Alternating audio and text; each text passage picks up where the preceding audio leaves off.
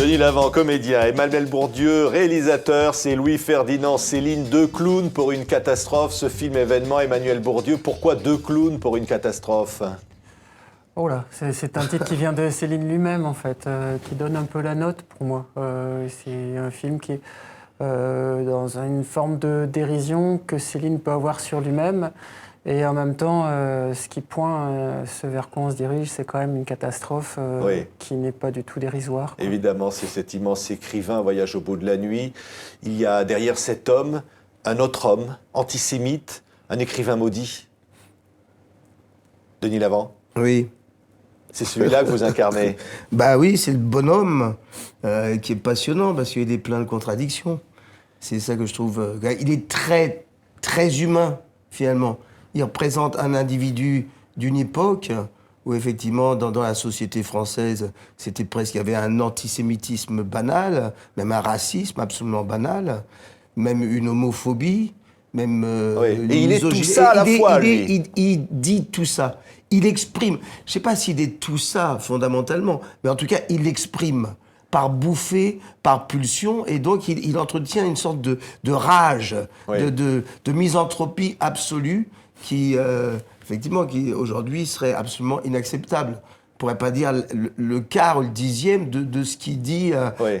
devant Indus, dans le film. C'est ça, Indus, on est en 1948. Indus, c'est un écrivain américain, jeune écrivain qui veut écrire un livre et qui le rencontre pendant 4 semaines. Et ça donne ce film, regardez.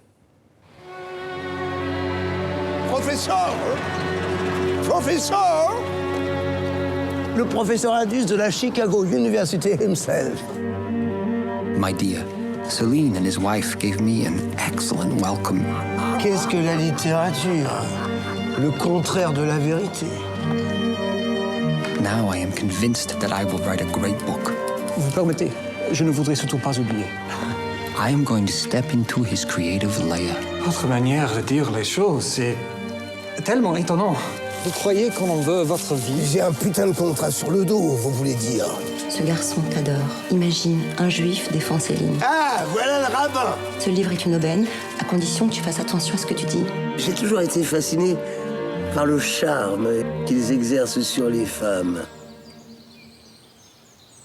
Qui ça, il? Tu m'avais promis. Ce grand nigo prétentieux veut parler littérature avec moi, c'est insupportable. J'ai encore 9000 pages à écrire, figurez-vous. C'est pas vous qui allez le faire à ma place, n'est-ce pas? Alors il faut bien... Il est colérique, il est lui-même, il vomit surtout, ou presque, Emmanuel Bourdieu. Il est avec sa femme Lucette, et il vient de sortir de prison.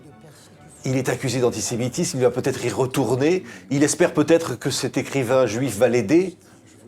Oui, alors c'est tout le paradoxe, la contradiction du personnage, c'est on lui tend une planche de salut. Ce garçon, c'est inespéré. Comme il l'a écrit lui-même, je crois, à sa secrétaire, il est juif et il m'adore. Ce garçon arrive pour le sauver. Il n'a qu'une chose à faire, c'est dompter ce démon qui le possède, cette misanthropie dont parle Denis, mais qui, à un moment donné, prend la figure aussi d'un racisme, d'un antisémitisme extrêmement violent.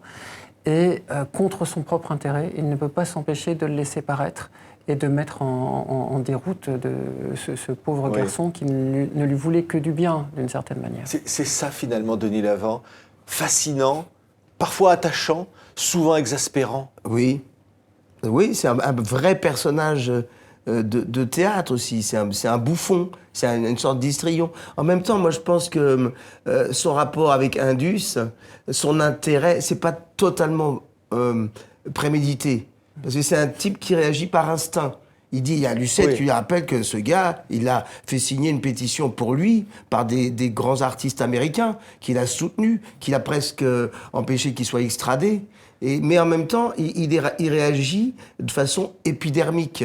Il y a aussi, c'est pas simplement le fait qu'il soit juif, c'est l'ambition de ce jeune gars qui est un jeune universitaire, ça le met hors de lui. Et puis, il faut pas oublier qu'il est dans un moment de paranoïa absolue. Oui. Parce qu'il est sorti de prison, il voit des communistes partout. En même temps, il dit je ne pense pas, je ne dis rien, il est contradictoire. Ben, il est plein de mauvaise foi, quoi. Oui. C'est ça qui est touchant. Oui. En plus, à jouer, c'est jubilatoire. On va voir ces images de ce film. Vous avez voulu le rendre touchant, vous voulez le rendre comment, finalement, Emmanuel Bourdieu? Moi, j'ai voulu le rendre compliqué comme il était, visiblement. Hein. Il est touchant par moments, à d'autres moments, il est abominable. C'est une espèce de monstre entre le clown et le monstre qui s'agite devant Indus et qui le terrifie, qui le séduit. On s'y perd, quoi. Regardez.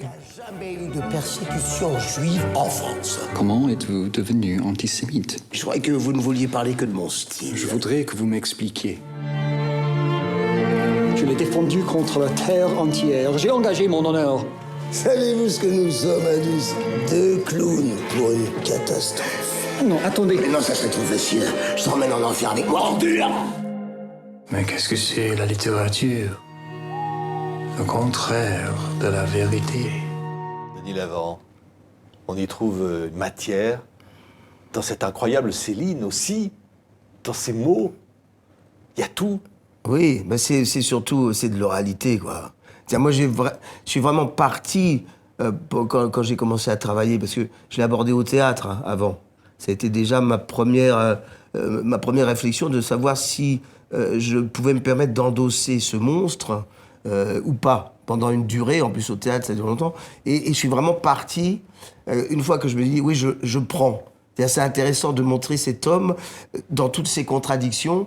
Il est en plus témoin, représentant absolument d'une époque qui est très trouble. Il est totalement révélateur d'une hypocrisie de la société française. Et ça continue encore aussi. Aujourd'hui, parce que, par exemple, en 2011, on n'a pas pu célébrer le 50e anniversaire de sa disparition. C'était Céline sans le soufre. Il s'est mis dans une position improbable, en étant un écrivain de génie, un précurseur du nouveau roman, et qui est même étudié au lycée quand même, et en même temps, un type qui a eu une posture irrecevable, odieuse. Oui. Donc c'est pour ça qu'il est fascinant. Ça devient aussi un personnage de théâtre, pour moi, un personnage de fiction.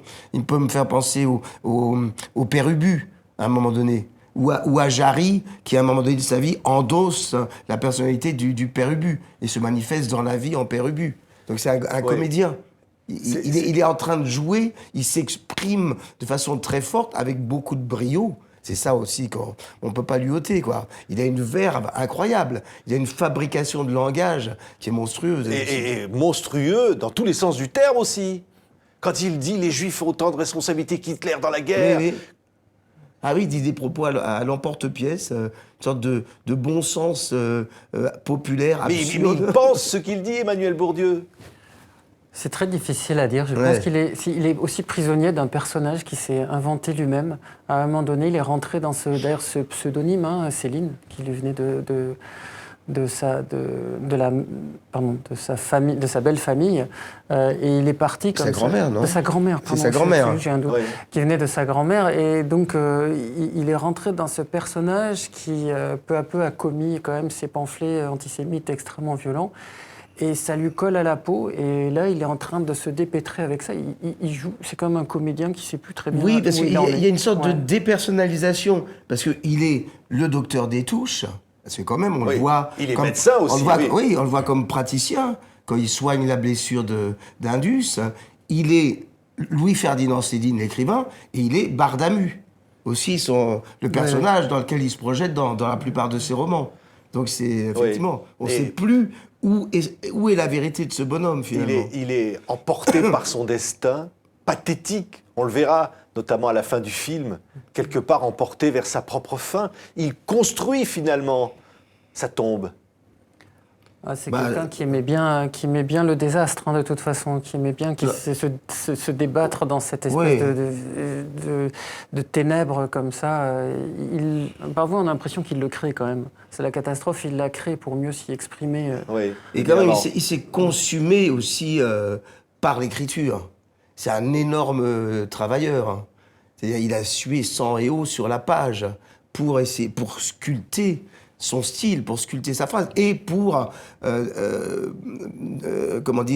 témoigner du vécu. Par rapport à ces trucs, c'est pas de l'invention. Il dit, c'est payé. C'est-à-dire, il est quand même dans cette revendication de faire quelque chose, de relater quelque chose d'authentique, mais de le styliser, de le transposer, comme on dit. Donc il y a quelque chose d'effrayant, en fait. Et pour moi, il est effrayant dans l'ordre de la solitude. Parce que c'est un homme qui s'est mis au banc de la société, qui s'est isolé de tout le monde, comme certains poètes, différemment comme Rimbaud, à un moment donné, qui part en Abyssinie. Et c'est des gens qui affrontent une solitude épouvantable, mais qui continuent, qui ont une conviction artistique, si ce n'est une conviction humaine, et qui les guide, qui les porte. Mais même si on sait que ces mots, les mots qu'il a écrits, l'antisémitisme qu'il a exprimé, ont envoyé des millions de personnes à la mort. Je suis pas sûr qu'il soit directement responsable de la Shoah, Céline, en tant qu'individu, parce qu'il y en a beaucoup qui ont été très très complaisants par rapport à leur antisémitisme et pendant l'occupation, des écrivains qui ont pas après qui se sont refait une santé morale, mais qui sont pas très clairs non plus. Ce qu'il y a d'intéressant chez Céline, c'est il est tellement excessif qu'il est révélateur, et puis c'est un peu de bouc émissaire. Alors Milton Indus lui-même, à la fin de son livre, conclut, alors il est assez universitaire, assez scolaire, Indus, il y a deux questions pour lui, est-ce qu'il est collaborateur, est-ce qu'il est antisémite? Il dit antisémite, ça ne fait aucun doute, ça il l'a vu en face. Par contre, collaborateur lui répond non, il dit qu'il sera jugé par sa propre conscience. Mais bon, voilà, il s'arrête là en tout cas. Merci beaucoup. Merci à tous les deux d'avoir été nos plaisir. invités. Louis-Ferdinand Céline, Louis-Ferdinand Céline, deux clowns pour une catastrophe, donc le film événement. Merci d'avoir été nos invités. Merci à vous. beaucoup.